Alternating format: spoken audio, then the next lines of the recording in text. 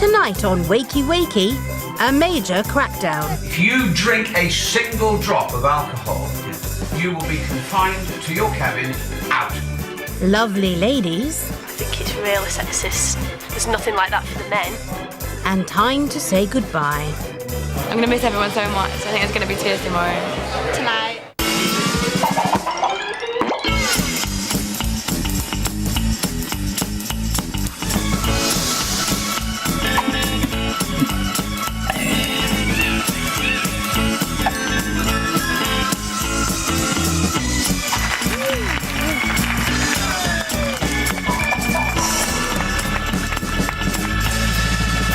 Wakey Wakey Campers! 8 days ago, 50 modern holidaymakers arrived at the Sunshine Camp in the Isle of Wight for 2 weeks' stay at an authentic 1960s British holiday camp. One for all! They're here to discover what a holiday really is. Is it their usual holidays of California theme parks and luxury cruises, or going back in time for a fortnight of simple chalets, basic food, and silly games? Pick on the pace! Pick on the pace! It may have been basic, but the 60s holiday camp was centred around family fun. It was a broad church where young and old alike could find something in common. They're not a different species. Young and old are the same. I mean, I'm going to be old one day, as are we all. Find that the young ones are very interested in a person like me. It's lovely. I've never mixed up with much old people like this before. It's exciting seeing them laugh, enjoying themselves. The youngsters may have learned to appreciate their elderly campers, but they haven't learned to appreciate 60s camp rules of early nights and restricted licensing hours. Bedtime, 10:45. 10:45. You're just going out at that time. From day one, they've struggled to curb their modern habits of drinking hard and partying hard. That's going down the sink. Last night, frustration spilled over, and the young campers sneaked out of their chalets for a midnight dip. It was down to the camp staff to restore order and give the campers a thorough dressing down. So good in running, we know who you are. My office, 8:30 tomorrow morning. Another peep out of this, I'll rip your head off. Any questions? It's 8 o'clock in the morning, and the antics of last night have rippled through the camp. Some of the younger campers obviously cannot hold their drink, which means that we're all sort of paying for that a little bit. I was very annoyed last night because they kept us up, you know, and in the spirit of things, they've got to keep that under control. Well, I reckon all of us are in severe trouble. Well, the thing is, he can't send all of us home, can he? Camp manager Major Vernon Rees is not in the mood for fun. I've seen him just after 7 o'clock this morning, and he's in a foul mood. So I should imagine he'll have some strong words to say today. I would like the following to come out and stand here, please. Sophie Pegram, Jimmy Davis, Johnny McPhee, Sophie Alliston, Ellie Fish, Vicky Stack, and Stephen Davis-Castle. Now, ladies and gentlemen, these young people were responsible for disturbing our night last night, and I am seriously disappointed. Your childish rowdiness back at the chalets was deplorable. I was really upset by the whole thing. You woke little babies that were trying to go to sleep. You woke other campers who were already asleep. I'm afraid it is all down to your stupidity being fueled by alcohol. Therefore, none of you is to consume alcohol on this camp for the next 24 hours, and I will see security man the bar tonight to enforce my rule. Thank you. Inevitably, wherever the rules are set, they will push them beyond those limits. And I don't think there's anything unusual about what we're seeing here. I think this is a microcosm of what occurs in the rest of the world in the hot summertime when young people go into concentration areas of other young people and behave badly. But for some of the campers, a drinking ban is a welcome relief. I don't mind. I'm not really that bothered. Bring it on, I say. There's only one night, and we probably could do with having one night off. Yeah, we need a night off, I think. Yeah. We've been drinking every day since we got here. The younger campers are following in a long line of tradition. 60s campers enjoyed a drink too. We're all the same when we get away. We like a few drinks because we're in somewhere different and we become different people.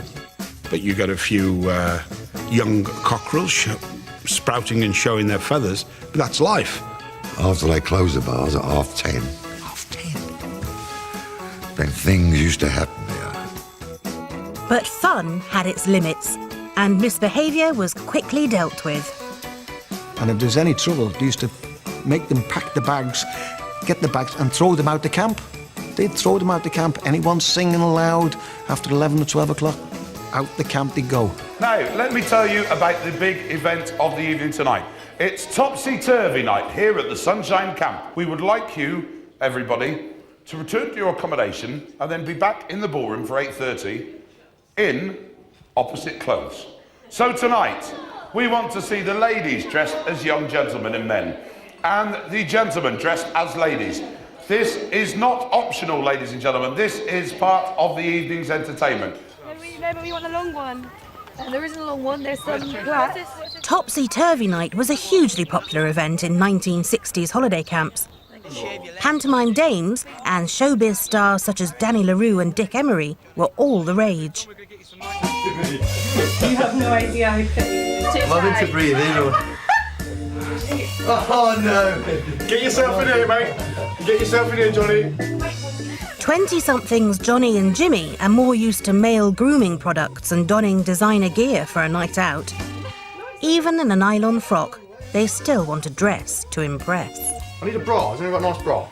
Oh, Jimmy, no. Tell me you just didn't say that. I need a bra. Anyone have a bra? Would you like to wear pearls or diamonds tonight, darling? I like pearls, I think. Yes, pearls? No, don't go like that, you Wally.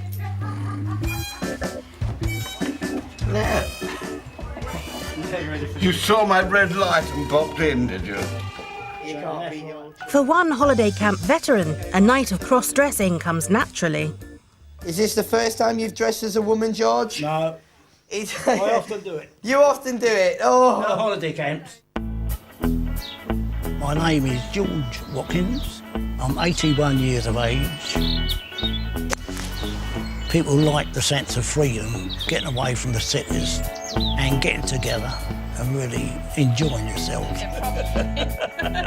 They had topsy-turvy nights where the men dressed as women and the women dressed as men. It was very strange to see my dad with lipstick, earrings and high heels that he couldn't walk in, with these knobbly knees sticking out.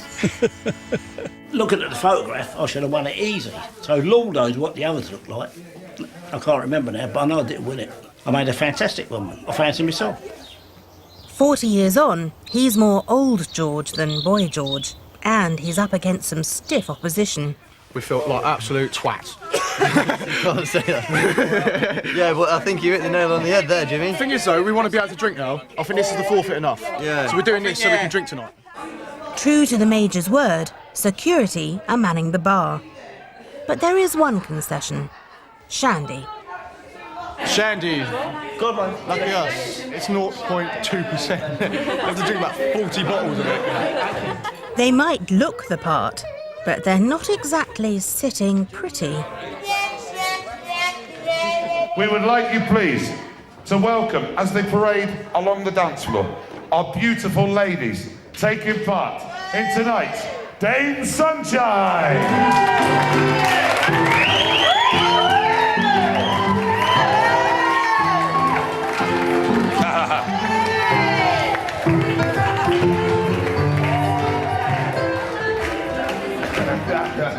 Tell us your name and which house you're representing.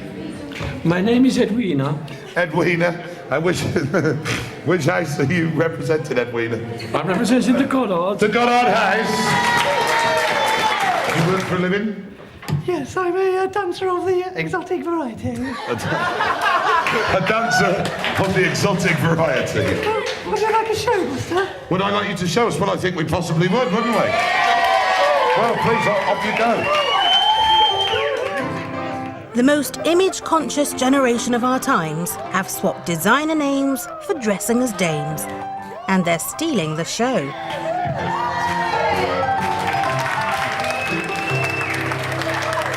I thought it was great. Everyone really made a huge effort and really went to town with the makeup. They all looked fantastic, really fantastic.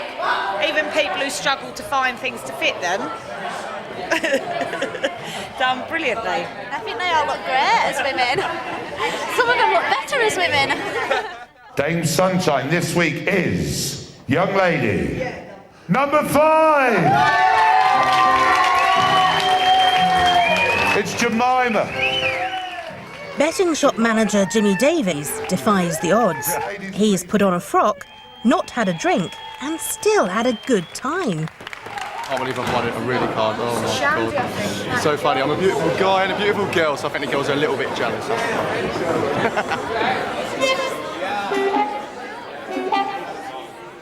But one person who doesn't seem to be able to have fun without a drink is 17-year-old Joe Alliston.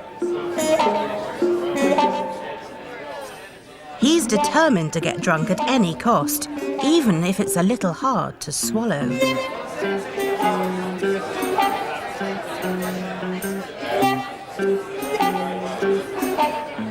In a 60s holiday camp, parents were expected to keep their kids in line. The drinking's banned, you know, for him tonight. Who banned him? The major. Sort out securities on him. How we do that? He's a young boy's adult. Mr. Alliston might think Joe's a grown-up, but in the 1960s, you weren't an adult until you were 21 years of age. You might have been able to have a beer at 18 years old, but until you were 21, you couldn't vote or get married without your parents' consent. With Dad turning a blind eye, it's down to security to call time on Joe's boozing and send him off for an early night. I can't sit there in the ballroom whatever and see everyone drinking and me just sitting there sober and expect me to join in with activities because it ain't happening. I think it's because I'm not actually allowed to drink. I really wanted to. Because someone said to me you're not allowed to drink, it's just like, it's like I'm missing it. And...